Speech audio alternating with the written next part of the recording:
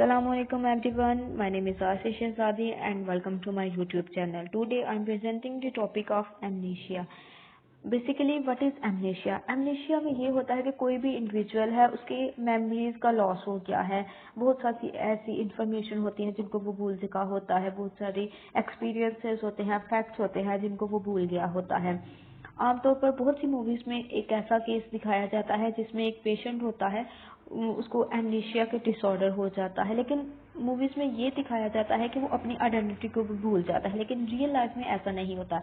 Real life में वो real life के डिसऑर्डर में अपनी मेमोरीज को लॉस हो जाता है, लेकिन उसमें ये नहीं होता कि अपनी आइडेंटिटी को भी भूल जाता है।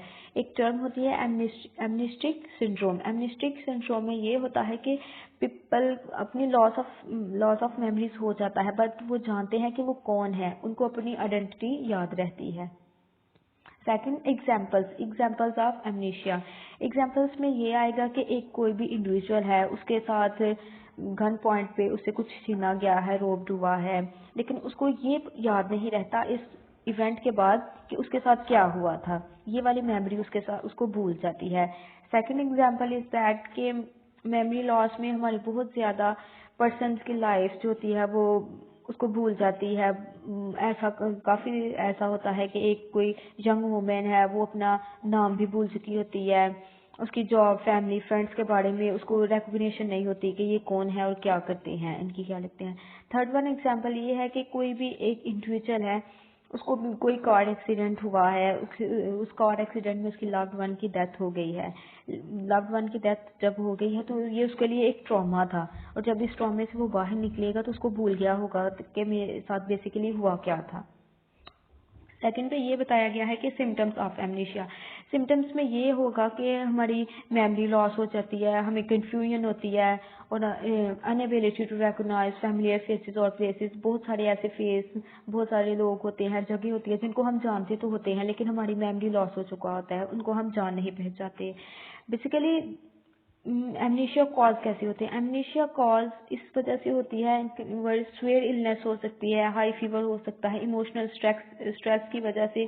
समटाइम्स एक थेरेपी है इलेक्ट्रोकन्वल्सिव थेरेपी, इसको आम वर्ड्स में शॉक थेरेपी भी बोला जाता है। इसमें ये होता है कि किसी का ब्रेन डैमेज हुआ है, इंजरी हुई है, तो उसके लिए शॉक दिया जाता है। अगर इसके बाद भी कुछ लोगों को एमनेशिया डिसऑर्डर हो सकता है। इसकी बेसिक एज होती है एमनेशिया डिसऑर्डर की, वो 3 और 4 ईयर्स हो सकती है, बट इसकी रेंज ये भी हो सकती है कि 2 to 7 ईयर्स तक भी हो सकते हैं।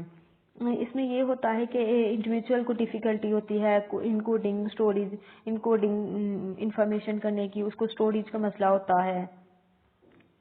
आगे इसका ये है कि काजेज क्या होती हैं एमनेशिया के। बेसिकली एमनेशिया के 2 टाइप्स कॉजेज होते हैं, दे में B organic causes and functional causes.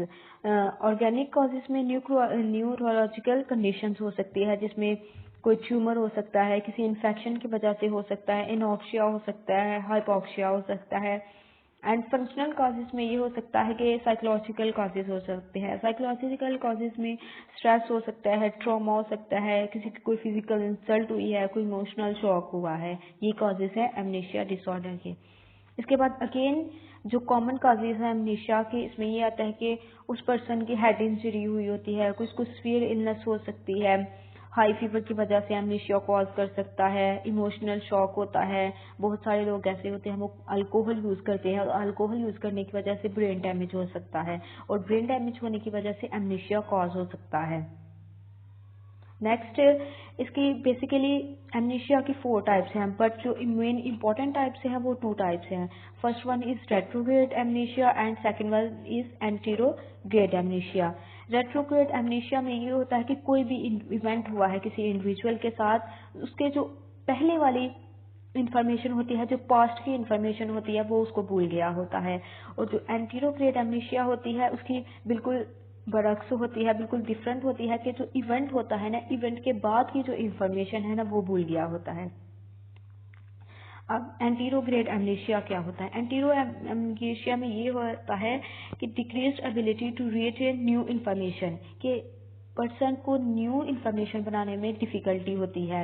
ये हमारी डेली एक्टिविटीज़ को इफ़ेक्ट कर सकता है, क्योंकि हमें बहुत सारे काम होते हैं, हमें बहुत सारे नए चेहरों से मिलना होता है, बहुत सारी नई जगहों पे जाना होता है। जब तक हम लोग नई इन्फॉर्मेशन नहीं बना सकते, स्टोर कर सकते थे, तो हम एबनॉर्मल, हमें एक डिसऑर्डर हो जाता है।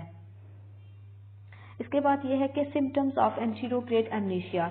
इसके में सिम्टम्स में ये आ सकता है कि people can not create new memories, such as अभी वो किसी न्यू मेंबर से मिले हैं, किसी न्यू पर्सन से मिले हैं, लेकिन उनको याद नहीं होगा कि ये कौन है, उनको ये नहीं याद होगा कि अभी लास्ट मिनट पे उन्होंने क्या किया है, उनको recent phone numbers, life changes का तक याद नहीं होगा। इसके बाद एग्जाम्पल है, एग्जाम्पल्स में ये आ जाता है कि एक पर्सन है, उसको रिमेम्बर होता है कि उसने फ़ोन कॉल की थी, बट ये याद नहीं होता कि उसने कब की थी और कब सुबह में क्या किया था और क्या नहीं किया था।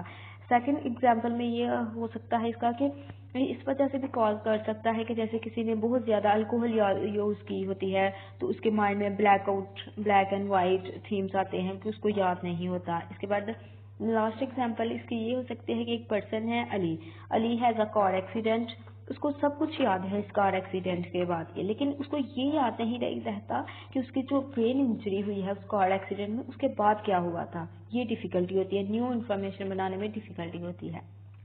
इसके बाद आते हैं हम रेट्रोग्रेड एमनेशिया की तरफ। रेट्रोग्रेड एमनेशिया, जैसा कि मैंने आपको पहले भी बनाया कि लॉस ऑफ मेमोरीज, हमारे पास्ट की मेमोरीज जो होती है ना, वो हमारी लॉस हुई होती हैं। It is caused by an injury और the onset of a disease, किसी भी डिजीज और इंजरी की वजह से हो सकती है। इसमें ये होता है कि फॉरगेट इंपॉर्टेंट पीपल और मोमेंट लाइफ, जो पास्ट की हमारी हिस्ट्री लाइफ की होती है, उसमें हम बहुत सारे लोगों को भूल चुके होते हैं, हमारी ज़िंदगी के मोमेंट्स होते हैं जिनको हम भूल चुके होते हैं। ये किसी भी ट्रॉमेटिक इंजरी की वजह से हो सकता है, सीरियस इलनेस की वजह से हो सकता है, कोई ब्रेन को डिजीज़ हो सकती है। इसके सिम्टम्स में ये आता है कि हमारी फॉल्स मेमोरी, गलत मेमोरीज हो जाती है, हमें कन्फ्यूजन होती है। एंड इसकी एग्जाम्पल ये है कि समवन माइट फॉरगेट व्हाट और दे ऑन अ कार। एक पर्सन है, उसके पास अपनी गाड़ी है, लेकिन उसको ये भूल गया होता है कि क्या उसके पास एक गाड़ी है, इवन कि उसको ये भी याद नहीं रहता कि वो ड्राइव कर भी सकता है या नहीं कर सकता। इसके बाद ट्रांसेट ग्लोबल एमनेशिया भी एमनेशिया की एक टाइप है। इसमें ये होता है कि सडन मेमोरी लॉस हो जाता है, अचानक से कुछ ऐसा होता है जिसमें मेमोरी लॉस हो जाता है, सच एज एपिलेप्सी और स्ट्रोक। इस बीमारी की स्ट्रोक या एपिलेप्सी अगर होता है तो सडन हमारी जो मेमोरी होती है वो लॉस हो जाता है। ट्रॉमेटिक एमनेशिया है। इसके बाद ट्रॉमेटिक एमनेशिया में ये होता है कि memory result from a hard blow to the head, for instance in a car accident. इसमें ये होता है कि एक पर्सन है, उसको किसी भी ट्रॉमा की वजह से उसकी मेमोरी लॉस कर जाती है, अचानक से इसमें भी यही हो सकता है। इसके बाद ये है कि ये किसी भी कॉज की वजह से, ये किसी भी स्ट्रेस की वजह से कॉज हो सकती है, किसी ट्रॉमेटिक इवेंट की वजह से, जैसे कि कोई एक्सीडेंट हो गया है, कोई अब्यूज हो गया है और किसी के साथ कोई झगड़ा वगैरह हो गया है, तो इस वजह से हो सकती है। The person may be unable to state their name, where they are and they what is. वो इसमें कुछ हद तक वो अपनी आइडेंटिटी को भूल गया होता है, जैसे कि उनका नाम क्या है, वो यहाँ पे क्या कर रहे हैं जहाँ पे उस वक्त खड़े हैं, एंड उस टाइम क्या। नाउ ये है कि एमनेशिया का ट्रीटमेंट क्या है। वैसे तो बहुत सारी रिसर्चेस हो चुकी हैं एमनेशिया पे, लेकिन इसका अभी तक कोई मेडिकेशन नहीं आई, मेडिकेशन इसकी नहीं आई। एक सिंड्रोम होता है, थायमिन हमारे माइंड में एक विटामिन है, उसकी कमी की वजह से ये हो सकता है। तो इसका ट्रीटमेंट एक ये है कि replace this vitamin and providing proper nutrition. Proper nutrition लेंगे तो हम एमनेशिया से भी दूर रह सकते हैं, या वो विटामिन थायमिन जो होता है वो देने से ट्रीट किया जा सकता है। एंड इसका जो बेस्ट ट्रीटमेंट है, बेस्ट ट्रीटमेंट में ये हो सकता है कि हम अपने आप को एमनेशिया से कैसे दूर रख सकते हैं। इसके लिए हमें ये करना चाहिए कि हमें मेंटली एक्टिव रहना चाहिए, हमें सोशलाइज करना चाहिए, गेट ऑर्गेनाइज रहना चाहिए, हमें अपनी स्लीप वेल करनी चाहिए, हमें अच्छी नींद आना चाहिए, हेल्दी डाइट होना चाहिए, और बहुत सी ऐसी मैनेज क्रॉनिक कंडीशंस, यानी कि हमें अपनी चीज़ों को ऑर्गेनाइज करने का तरीका होना चाहिए। So thank you so much for listening my this presentation, and I hope you like it and enjoy it. Thank you.